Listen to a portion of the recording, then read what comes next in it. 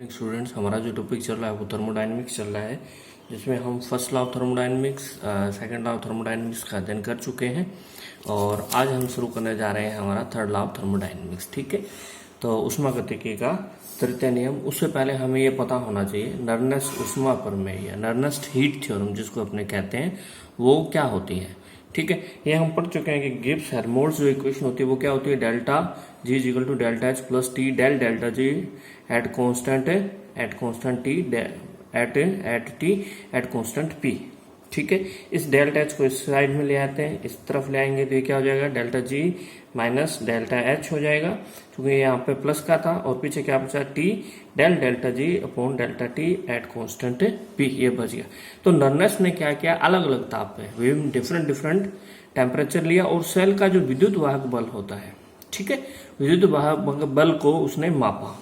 तो उसने ये क्या बताया कि जैसे जैसे आप ताप कम करते जाते हैं, जैसे जैसे हम टेम्परेचर कम करते जाते हैं, वैसे वैसे इन दोनों में अंतर, किसके बीच में अंतर, डेल्टा जी और डेल्टा एच, इसमें जो अंतर है वो कम होता जाता है। तथा किसका बेटा, del delta G upon delta T at constant P का मान भी क्या होता जाता है, घटता जाता है। फिर उसने ये बताया कि 0 केल्विन पे, 0 केल्विन का मतलब समझ गए कौन सा बेटा, -273 डिग्री सेल्सियस टेम्परेचर पर इसने यह क्या हो जाता है, शून्य हो जाता है। इसे ही अपने क्या कहते हैं, नर्नेस्ट ऊष्मा प्रमेय कहते हैं। ठीक है, तो फिर इसने कहा कि 0 केल्विन पर डेल्टा जी एवं डेल्टा एच के मान एक दूसरे के बराबर हो जाते हैं और यह मान क्या होता है बेटा, शून्य होता है। ठीक है, यह मान क्या हो जाता है, शून्य हो जाता है।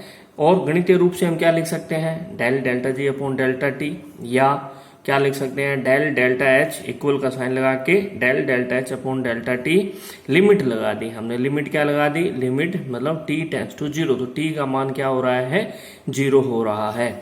और इसी तरह भी इसमें भी लिमिट लगा दी, लिमिट टी टेंड्स टू 0, और ये किसके बराबर हो गया बेटे, 0 के बराबर हो गया। ठीक है, तो ये आपने ध्यान रखना है। अब हमको पता है कि सेकेंड लॉ ऑफ थर्मोडायनेमिक्स में हमने एक चीज का अध्ययन किया था, क्या स्टडी की थी, सेकेंड लॉ ऑफ थर्मोडायनेमिक्स में हमने ये पढ़ा था कि del delta G upon delta T जो होता है वो किसके बराबर होता है, डेल्टा एस के बराबर होता है।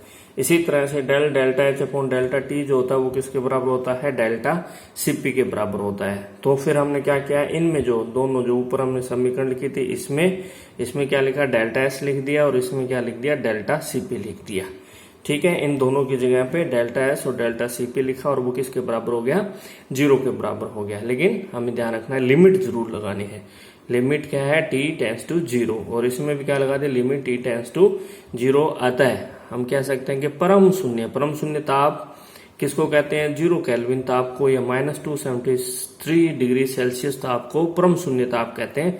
पर शुद्ध, ये ध्यान रखना है, क्या होना चाहिए, वो प्योर होना चाहिए। शुद्ध का मतलब आपका प्योर क्रिस्टलाइन सॉलिड होना चाहिए, या द्रवों की जो एंट्रोपी है वो क्या होती है, शून्य होती है। लेकिन ये चीज ध्यान रखना है कि जो नर्नेस्ट की जो थ्योरम जो थी ना बेटे, वो क्या है, केवल प्योर पे ही, अगर वो आपका एमोर्फस है या अक्रिस्टलीय सॉलिड है उसके ऊपर ये लागू नहीं होगी। ये सिर्फ किस पे होती है, प्योर क्रिस्टलाइन सॉलिड के ऊपर लागू होती है। तो ऊष्मागतिकी का तृतीय नियम हम क्या कह सकते हैं, 0 केल्विन पर प्योर क्रिस्टलीय ठोस की एंट्रोपी शून्य होती है। तो ये जो नियम होता है वो क्या कहलाता है, ऊष्मागतिकी का प्रथम नियम कहलाता है। फिर उसके बाद एक और साइंटिस्ट था बेटे, जिसको अपने क्या कहते हैं, प्लांक कहते हैं। क्या कहते हैं उसको, प्लांक कहते हैं। तो प्लांक ने भी क्या किया था, अपना एक स्टेटमेंट दिया था, वही सेम स्टेटमेंट है, थोड़ा थोड़ा चेंज है इसमें। प्लांक का स्टेटमेंट क्या है, परम शून्य ताप या 0 केल्विन पर शुद्ध सॉलिड की एंट्रोपी शून्य होती है। एंट्रोपी शून्य हो गई तो या फिर अपने ये भी कह सकते हैं कि delta CP is equal to भी क्या होगा, इसमें 0 होगा। इसमें मैंने क्या लगा दी, लिमिट लगा दी, लिमिट टी टेंड्स टू 0, या आपने कह सकते हैं limit delta S. Delta S किसके बराबर होता है, ये उत्पाद की एंट्रोपी माइनस अभिकारक की एंट्रोपी, ये किसके बराबर है, 0 होती है। ठीक है, इसका मतलब उत्पाद और अभिकारक की जो एंट्रोपी है वो क्या होगी बेटा, बराबर होगी, इक्वल होगी, सेम होती है। तभी तो इन दोनों में अंतर जो होगा वो 0 हो जाएगा। फिर उसके बाद एक और साइंटिस्ट था, लुइस और रेंडल। ठीक है। उसने क्या बताया कि प्रत्येक पदार्थ की एक धनात्मक एंट्रोपी होती है। अभी कोई भी पदार्थ हो उसके अंदर कुछ ना कुछ क्या होती है, एंट्रोपी होती है। लेकिन जब आप उसका ताप शून्य कर देते हो, ताप शून्य का मतलब परम शून्य ताप, परम शून्य ताप का मतलब कौन सा बेटा, 0 केल्विन या -273 डिग्री सेल्सियस टेम्परेचर पर यह क्या होती है, शून्य होती है। हर चाहे सॉलिड हो, लिक्विड हो या गैस हो, उसकी एंट्रोपी जरूर होती है, लेकिन परम शून्य ताप पर यह क्या हो जाती है, शून्य हो जाती है। अब हम अध्ययन करेंगे कि एंट्रोपी में परिवर्तन, अगर कोई अवस्था परिवर्तन हो रहा है तो एंट्रोपी अपने कैसे ज्ञात करेंगे। तो पहले हो गया हमारा भौतिक परिवर्तन में एंट्रोपी परिवर्तन। मान लेते हैं कोई भी ठोस जो है वो किस में बदल रहा है, लिक्विड में बदल रहा है। क्योंकि हम पढ़ चुके हैं कि ds इजिकल टू क्या होता है बेटा, dq अपॉन क्या होता है, t के बराबर होता है। dq का मतलब ये हो गया कि अवशोषित उष्मा, ये है क्या, अवशोषित उष्मा है बेटे, ठीक है, इसके बराबर होता है। तो अगर कोई ठोस जो है वो लिक्विड में बदल रहा है तो गलन टेम्परेचर पे होगा। कहाँ पे बदलेगा, जब उसका बिंदु क्या होगा, मेल्टिंग पॉइंट बिंदु होगा या गलनांक बिंदु होगा। तो डेल्टा एस फ्यूजन किसके बराबर हुआ, delta H fusion upon TM के बराबर हो जाएगा। तो डेल्टा एच फ्यूजन क्या है, गलन की उष्मा है। फिर दूसरा हो गया द्रव का वाष्प में परिवर्तन। अगर कोई लिक्विड है वो किस में बदल रहा है, वेपर या गैस में बदल रहा है, तो फिर उसका वही सेम हमारा क्या आ जाएगा इसके अंदर, डेल्टा एस वीएपी मतलब वाष्पन या वेपोराइजेशन। तो ये क्या होगा, डेल्टा एच अपॉन टीबी यहाँ क्या आ गया, इसका बॉइलिंग पॉइंट आ गया। और ये क्या है आपका डेल्टा एस वेपोराइजेशन क्या है, वाष्पन की उष्मा है। यदि एक अवस्था से दूसरी अवस्था में बदलता है तो उसको बोलते हैं संक्रमण में एंट्रोपी परिवर्तन। तो जैसे सी डायमंड है वो किस में बदल रहा है, सी ग्रेफाइट में बदल रहा है। तो डेल्टा एस ट्रांजिशन, इस संक्रमण को क्या बोलते हैं, टीआर या ट्रांजिशन बोलते हैं। तो वो किसके बराबर हो जाएगा, delta H TR upon TTR हो जाएगा। तो डेल्टा एच टीआर क्या है आपका, संक्रमण की उष्मा है, और टीटीआर क्या है, इसमें संक्रमण ताप है, ठीक है। तो ये तो हो गया इसके अंदर आपके विभिन्न भौतिक अवस्थाओं में एंट्रोपी परिवर्तन। अब हम क्या करेंगे, एक कोई भी सॉलिड लेंगे, ठीक है, सॉलिड की टोटल एंट्रोपी ज्ञात करेंगे। जैसे आपका कहते हैं, मान लेते हैं कोई भी ठोस क्या है, ए है, जिसका ताप क्या है, 0 केल्विन ताप है। ताप से उसको किसी भी टी टेम्परेचर तक गर्म करते हैं यदि टी का मान ठोस के गलनांक बिंदु से कम होता है। पहले ये चीज ध्यान रखना है। तो हम एंट्रोपी परिवर्तन कैसे करेंगे, जैसे ए सॉलिड है और किसमें, ये भी सॉलिड है, क्योंकि इसका जो ताप है वो गलनांक बिंदु से कम है। तो एंट्रोपी परिवर्तन क्या हुआ भाई, इसका टी है तो इसका एस टी माइनस ये 0 केल्विन तो S0 कर लिया, और वो होता किसके बराबर है, 0 से टी, ये लिमिट लगा दी, CP d t upon t के बराबर होता है। या फिर एस टी इजिकल टू क्या हो गया बेटा, एस टी इजिकल टू ये S0 उधर ले जाइए तो S0 प्लस का हो गया, फिर ये हमने एज इट इज लिख दिया। चूंकि हमको पता है कि 0 केल्विन पर एंट्रोपी क्या होती है, शून्य होती है। तो क्या हुआ बेटा, S0 किसके बराबर हो गया, 0 के बराबर हो गया। तो हमारी इक्वेशन क्या होगी, एस टी इक्वल टू 0 से T CP d t upon t के बराबर हो गया, ठीक है। अब हम क्या करेंगे, एक कंडीशन लेंगे जिसमें हम देखेंगे कि कोई भी ठोस जो होता है उसको हम किस में बदल रहे हैं, गैस में, तो कुल एंट्रोपी परिवर्तन कितना होगा, ठीक है। तो ये एक चीज आपने ये ध्यान रखनी है बेटे कि कोई भी ठोस अगर किसमें, मान लेते हैं पहले कोई ठोस है और उसको लिक्विड में बदलना है, ठीक है, ये लिक्विड में बदलना है, तो हमेशा क्या रहता है, कांस्टेंट टेम्परेचर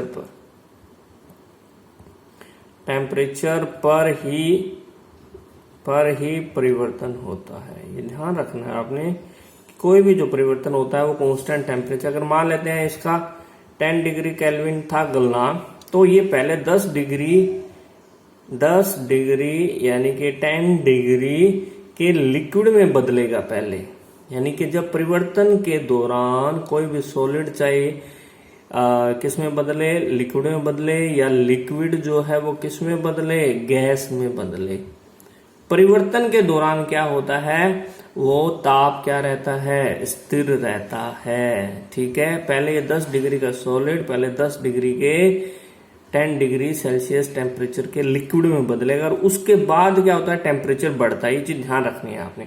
तो पहले हमने मान लिया ये सॉलिड है, ठीक है, इसका टेम्परेचर बहुत कम था, 0 केल्विन था, और पहले हम इसके मेल्टिंग पॉइंट तक लेके आएंगे उसको, ठीक है। तो अभी तक ये सॉलिड है, ठीक है, तो कितना हुआ इसके अंदर, मान लेते हैं कि एंट्रोपी में परिवर्तन डेल्टा S1 हो गया, कहां से कहां तक, जीरो से Tm तक। ठीक है, क्या हुआ, Cp dt/T हो गया।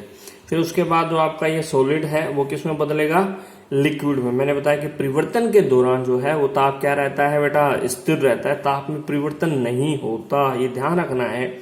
तो Tm आपका क्या है, गलनांक है बिंदु, मेल्टिंग पॉइंट है, तो डेल्टा S2 मान लिया, तो वो क्या हो जाएगा, कितना परिवर्तन के दौरान कितनी उष्मा उसने अवशोषित की अपॉन उसका क्या हो जाएगा, मेल्टिंग आपका फ्यूजिंग मेल्टिंग पॉइंट हो जाएगा। ठीक है, फिर उसके बाद क्या हुआ, लिक्विड का हम टेम्परेचर बढ़ाएंगे, कहां तक बढ़ाएंगे, जैसे ये TA जो था ये लिक्विड में है, इसका टेम्परेचर गलनांक बिंदु है, गलनांक बिंदु से आप उसको गर्म करेंगे तो वो क्वथनांक बिंदु तक पहले पहुंचेगा। ठीक है, जैसे जीरो है, वाटर का 0 डिग्री सेल्सियस होता है, लिक्विड आ गया, पहले लिक्विड में बदलेगा, लिक्विड में बदलने के बाद वो आपका क्या होगा बेटा, आप फिर उसको ताप दे रहे हो तो उसका ताप बढ़ेगा, ताप बढ़ने के बाद क्या हो जाएगा, वो 100 डिग्री तक पहुंचेगा। यानी कि ये 0 है, ये कितना है, पहले 100 डिग्री। तो मान लेते हैं एंट्रोपी परिवर्तन क्या हुआ, डेल्टा S3, तो वो कहां से कहां तक, Tm से Tb तक। जहां भी परिवर्तन होता है ताप में तो वहां पे Cp dt/T वाला फार्मूला लगाते हैं, जहां परिवर्तन नहीं होता तो ये आपका डेल्टा H/Tm वाला फार्मूला लगाते हैं। तो यहां तक ये क्लियर हो गया, डेल्टा S3 हो गया बेटे।